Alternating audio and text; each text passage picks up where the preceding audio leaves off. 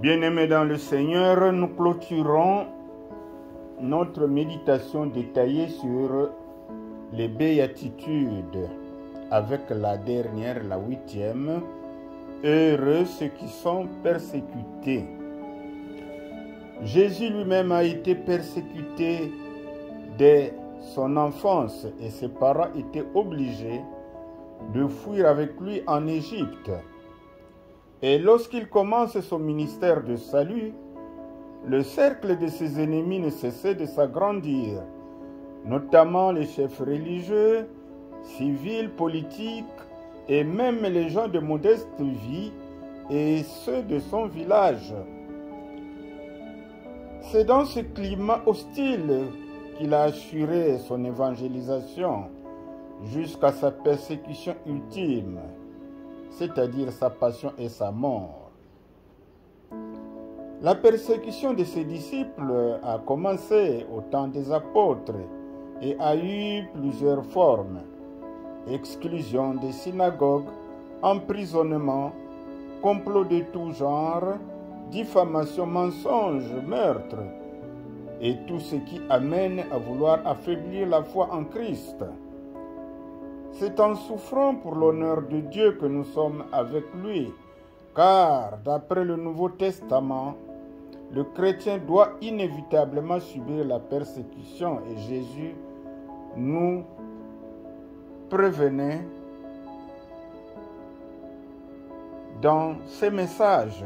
Nous pouvons aussi le lire dans 2 Timothée 3, 12. Si nous aimons Dieu, le monde nous haïra. Jésus l'a dit dans Jean 15, les versets 18 à 19. Sinon, nous ne vivons probablement pas pour la gloire de Dieu. La persécution est donc due au fait que l'homme juste est semblable à une lumière dans les ténèbres. Ce que l'homme du monde est, car cette lumière expose ses mauvaises actions. Jésus exhorte ainsi ses disciples qu'ils doivent être heureux de subir cette épreuve, car c'est un passage obligé pour eux. En lisant les Actes des Apôtres, nous nous apercevons que ces paroles de Christ se sont pleinement réalisées. En somme, chaque chrétien doit être prêt à subir la persécution. Lorsqu'elle surgit, notre attitude, c'est de nous réjouir et d'être dans l'allégresse comme les apôtres aux premières heures de l'Église de Christ. Ce que nous pouvons lire en Actes 5, versets 40 à 41. Ainsi, avec Christ, si nous restons fidèles à son service jusqu'au bout, nous vaincrons et nous régnerons avec lui, comme le dit l'apôtre Paul en 2 Timothée 2, 12. En conclusion, chaque béatitude est une promesse, source de bonheur, mais répond à un état d'âme et fait resplendir un rayon de la gloire du royaume des cieux. À la première béatitude, aux pauvres d'esprit, et à la 8e, aux persécutés, le royaume. Aux affligés, la consolation. Donc les pauvres d'esprit et les persécutés ont comme promesse d'hériter le royaume. Les affligés ont comme promesse la consolation.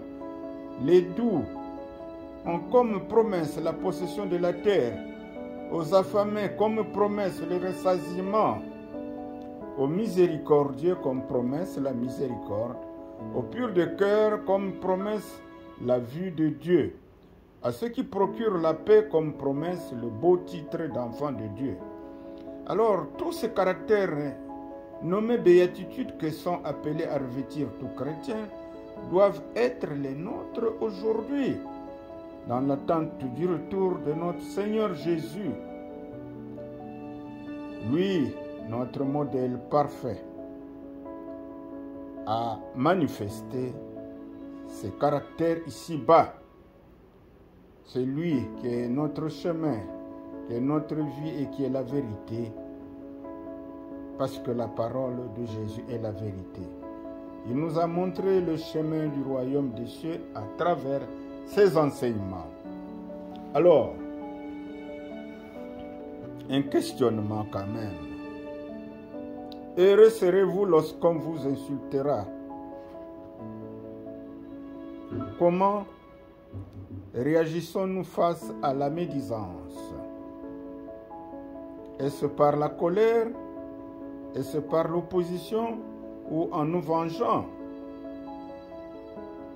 Un conseil de Jésus. Jésus nous demande de ne rien faire. Luc 6, verset 29-30. Une deuxième question. Pourquoi devons-nous nous réjouir des persécutions et de toutes sortes d'épreuves? Nous devons lire Jacques 1, 2, 8. C'est là où nous comprendrons l'intérêt de passer par les épreuves pour tout chrétien. Enfin, troisième question. Comment devons-nous agir pour vivre en paix avec notre prochain lorsque celui-ci est en délicatesse avec nous? Nous pouvons lire Hébreux 13, verset 14 ou 2 Corinthiens 13, verset 11. Il y a une dernière question que nous aurions dû oublier.